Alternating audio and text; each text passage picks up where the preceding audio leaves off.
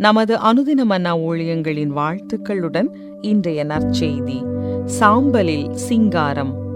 இன்றைய வேதாகம பகுதி ஏசாயா 61 முதல் 3 வசனங்கள். கர்த்தராகிய தேவனுடைய ஆவியானவர் என்மேல் இருக்கிறார். சிறுமைப்பட்டவர்களுக்கு சுவிசேஷத்தை அறிவிக்க கர்த்தர் என்னை அபிஷேகம் பண்ணினார். இருதயம் நொறுங்குண்டவர்களுக்கு காயங்கட்டுதலையும், சிறைப்பட்டவர்களுக்கு விடுதலையையும், கட்டுண்டவர்களுக்கு கட்டவிழ்த்தலையும் கூறவும், கர்த்தருடைய அனுக்கிரக வருஷத்தையும், நம்முடைய தேவன் நீதியை சரிக்கட்டும் நாளையும் கூறவும், துயரப்பட்ட அனைவருக்கும் ஆறுதல் செய்யவும், சீயோனிலே துயரப்பட்டவர்களை சீர்படுத்தவும், அவர்களுக்கு சாம்பலுக்கு பதிலாக சிங்காரத்தையும், துயரத்துக்கு பதிலாக ஆனந்த தைலத்தையும், ஒடுங்கின ஆவிக்கு பதிலாக துதியின் உடையையும் கொடுக்கவும் அவர் என்னை அனுப்பினார்.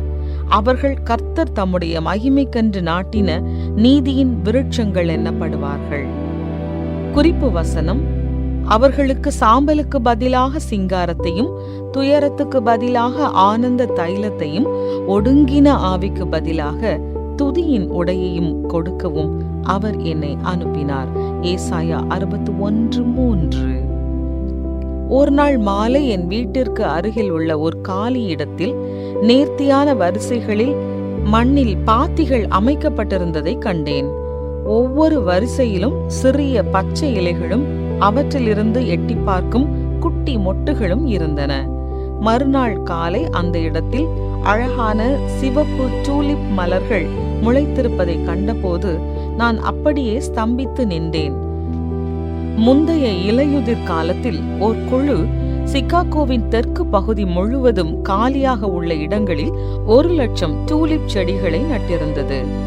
அடமான கடன்கள், காப்பீட்டு கடன்கள் மற்றும் பிற நிதி சேவைகள் போன்றவற்றை வழங்க மறுத்து சிறுபான்மையினரிடம் பாகுபாடு காட்டும் ஒரு சில வங்கிகளின் ஒரு நடைமுறை சிறுபான்மையினர் வசிக்கும் சுற்றுப்புறங்களை எவ்வாறு பாதித்தது என்பதை குறிக்க அவர்கள் சிவப்பு நிறத்தை தேர்ந்தெடுத்திருந்தனர். அந்த டூலிப் பூக்கள் அந்த நிலங்களில் கட்டப்பட்டிருக்கக்கூடிய வீடுகளை சித்தரித்தன. தேவ ஜனங்கள் தங்கள் தாய் நாடுகளிலிருந்து நாடு கடத்தப்பட்டது முதல் பாகுபாடு போன்ற பல சவால்களை சகித்து கொண்டிருக்கிறார்கள். இருப்பினும் நம்மால் இன்னும் நம்பிக்கையை காண முடிகிறது. சிறையிருப்பின் காலத்தில் இஸ்ரவேலர்களை தேவன் கைவிட மாட்டார் என்பதை ஏசாயா நினைவுபடுத்துகிறார். சாம்பலுக்கு பதிலாக அவர்களுக்கு அழகின் கிரீடம் கொடுப்பதாக அறிவிக்கிறார். தரித்திரருக்கு சுவிசேஷத்தையும், ஒடுங்கின ஆவிக்கு பதிலாக துதியின் உடையையும் கொடுக்கவும் தேவன் வாக்குறுதி அளித்தார். இந்த உருவகங்கள் அனைத்தும் அவரது மகத்துவத்தை வெளிப்படுத்துகின்றன. மேலும் அவை மக்களுக்கு மகிழ்ச்சியை கொண்டு வரும்.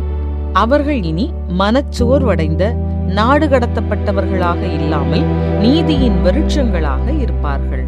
அழுக்கு மற்றும் பாகுபாடு ஆகியவற்றிலிருந்து தேவனால் சிறப்பான ஒன்றை உருவாக்க முடியும் என்பதையும் அந்த டூலிப்ஸ் காட்டுகின்றன. ஒவ்வொரு வசந்த காலத்திலும் எனது சுற்றுப்புறத்திலும் பிற சமூகங்களிலும் நம்பிக்கையை புதுப்பிக்கும் டூலிப் மலர்களை பார்க்க ஆவலுடன் காத்திருக்கிறேன். உங்கள் சமூகத்தில் சோர்வை மாற்றியமைக்கும் அழகை எங்கே பார்த்தீர்கள்? நம்பிக்கையற்ற இடங்களில் அழகை உருவாக்க நீங்கள் எவ்வாறு உதவலாம்? தேவனே, என் சூழ்நிலைகள் மோசமாக தோன்றினாலும் நீர் என்னை பார்க்க அனுமதித்த அழகிற்காய் உமக்கு நன்றி.